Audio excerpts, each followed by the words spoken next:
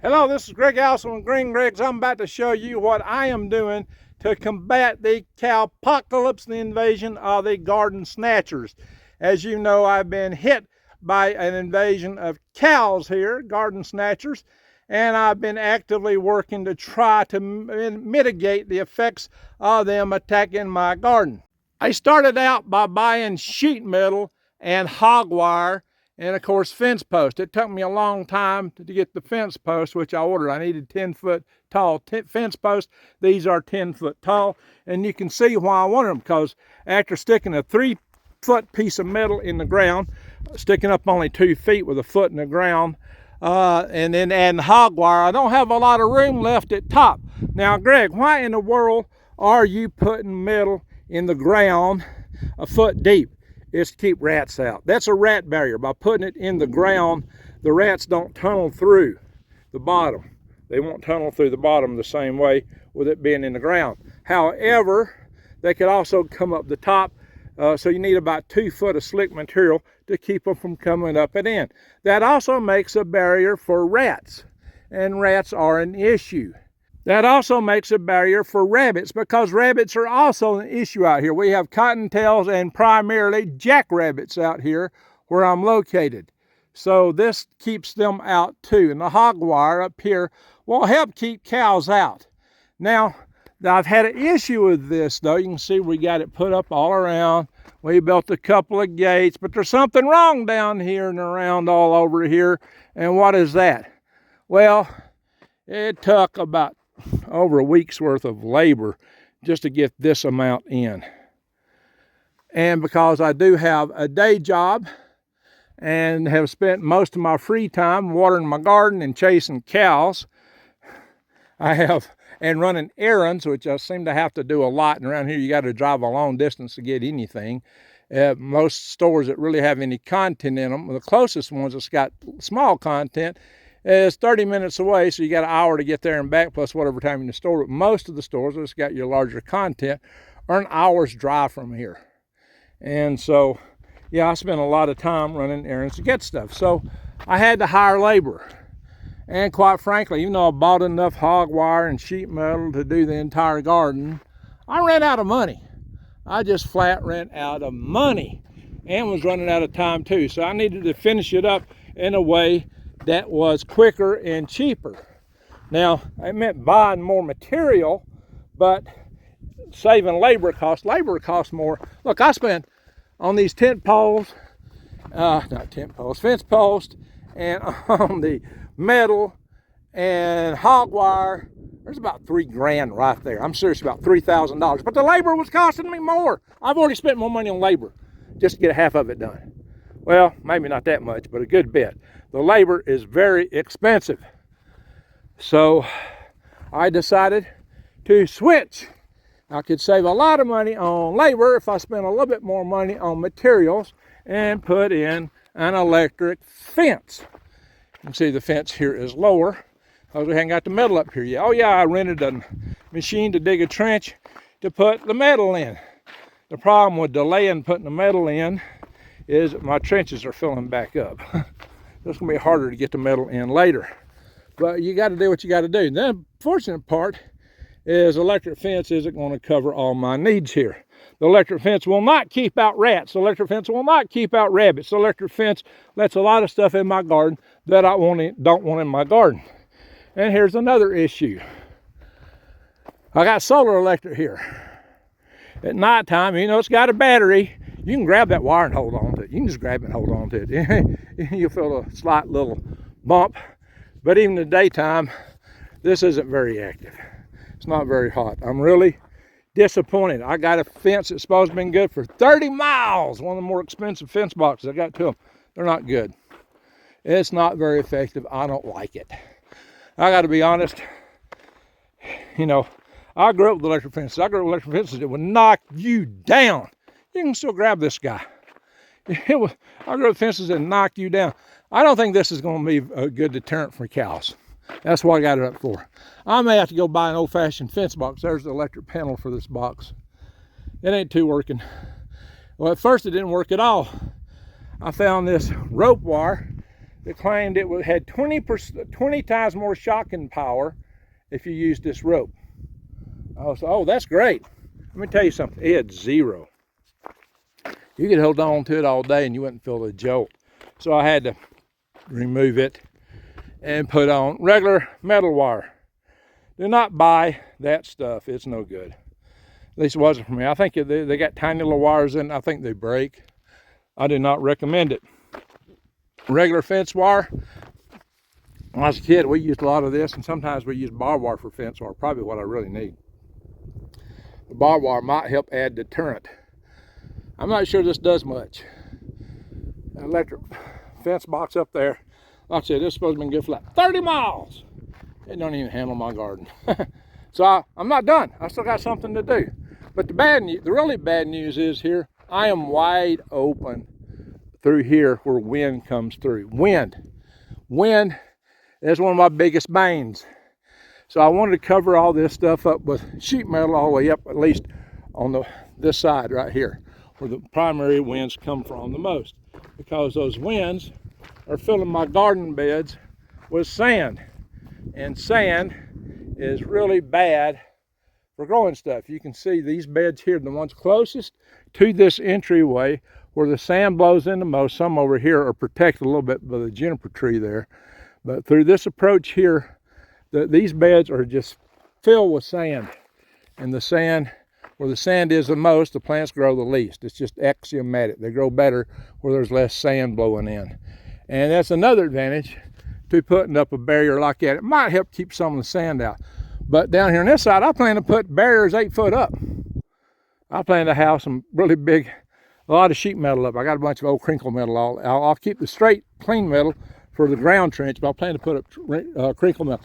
So if my job continues and I can afford it, I'll go back in and finish that job. But I'm going to leave the electric wire on the outside, and maybe I can figure out how to make it hotter, because there's not a lot that deters cows. You got to have everything you can to deter a cow. Because a determined cow will go through a fence like that or go through an electric fence. Maybe they won't go through both. If they're determined enough, they would. I have seen a cow bust through a solid wood wall in a barn. So, and that was a cow, not a bull. So I know that if a cow really wants out, they'll do it. You cannot contain a cow that don't want to be contained. No fence will stop a cow that's determined enough. But you want to make it is a big enough fence that they think it's not worth it. And the barn I was talking about didn't have old rotten walls. It was solid wood. And yet that old cow just went right through it. Why? Well, her calf was on the outside and she was on the inside, and that calf bleeded, and boy, she just went through the wall. Lickety split, took her nothing. She went through it so fast, it blew my mind. Are you planting your fall garden yet? This is a perfect time to start planting your fall garden.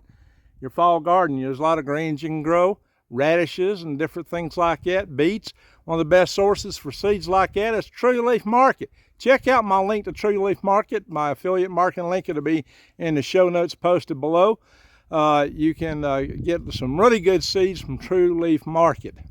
When I had that rope wire, which is over there, up, the cows actually went through this gate. And it had absolutely no jolt on it all. This has got a slight jolt. Probably not enough to stop a chicken. But maybe it will discourage them if they know what electric fence looks like. The trained cows. We'll see how that works. You can see where a cow came in here, and all the corn I had through here got ate. I had corn growing tall, nice and tall right there, and some of the beans. You can see that corn plant's still there, and that one, but they got the tops cropped off. Tops cropped off. Jeez. Even that one got cropped. That one got cropped. And the sand in these beds that have the most of it, especially right here in the middle, it's killed what was growing there. It's just that a lot of stuff got buried. And I've had a bed up there where I planted things and things didn't sprout hardly because it just filled up with too much sand. Those beds over there have less sand in them because they're not right here in this wide open, I think. And they're doing better. I have invested everything I've had in my gardens because this is my future as I see it. Sand blowing in your garden here is a problem.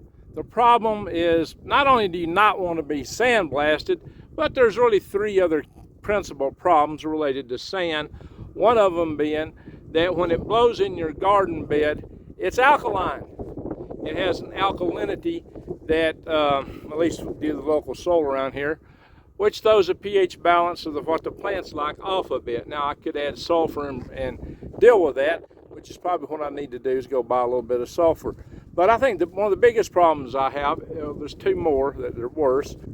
One problem is that it covers seeds, and small seeds may be more susceptible not being able to poke up through the sand. Like I planted a bunch of okra here, and not much of it's come up. I planted and grew huge patches of okra in Alabama, and in fact my picture on my cover picture on my channel and on my website is me standing in what looks like in a forest with these trees over my head. That was all okra. I grew a lot of okra, real big tall okra. Here I'm struggling to get okra, and I think a lot of it is because of it getting sanded. It covers the seeds up. Another problem here is the way water runs in the bed, because what the sand does, the sand collects on the side walls of these sunken beds. It's more on the sides, and then it makes a little trough on the bottom. And when you water the beds, what happens is the water runs down the middle, and it's covered up the black compost layer I had in these beds. The black compost will soak up the water. The sand don't, it just runs off of it. And so I got a little bit of compost here, and the water pulled there and soaked in. But the water isn't soaking in where I want it to, because it's just running off, and that's not good for the plants up here. For example, watch as I water this corn and squash and beans up here. You see that little rivulet of water? It's just running down the middle. When I had pure compost, that didn't happen. There's still some compost in this bed. This bed is not as bad sanded as the ones over there, which is closest to where the way the sand blows in. But still, there's sand, a lot of sand in all these beds. You see, just making a little river running down that way. Not what I wanted. I want it to soak in. It did before the sand got in it. So it's hard. Some of it's soaking in, but it's just hard to get it soaked where you want it to. It takes more water, which is not good when you're into the desert. Now just look how far that stream is going down that way. I'm up here watering, and the stream is just running way down there. Not what I want to see. See that, guys? Up here watering. The stream is run way down there. Water's not going where I want it to. You can see where the cow stepped up on the beds here, where there's a thin crust of sand on top and garden compost below. You can see the same thing here. So the sand is just like icing on the cake, except it's not like icing that you want to eat. It's a pain icing, but it will cover things, but it doesn't pervade down. It's just a covering. I planted this whole bed in okra. I mean, a lot of okra in this bed. None of it's come up. I never had this problem in Alabama. But then again, I never had, okra seeds are small. They don't need to be buried too deep, and there's sand piled all in there. None of the okra come in this bed.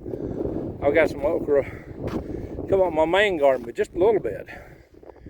Just a fraction of what I planted, but none of the okra I planted. We got some beans that come up, but none of the okra planted here come up at all. A lot of the beans didn't. I had some beans planted down here where it's thicker on the side where the wind's blown in. So I think this wind-blown sand must be part of the problem, at least. But those seeds are too deep. That's probably the biggest thing, but in part due to the sand. So I'm working to keep the cows out of my garden here. I've invested a lot of money and a lot of time, and the jury is still out on it. I am having problems with that. So the object is to make the cow think the juice isn't worth the squeezing. So if you got something from this video, subscribe, bang the bell, and click all. And most importantly, for another engaging episode of Green Greg's, click right here. Greg out.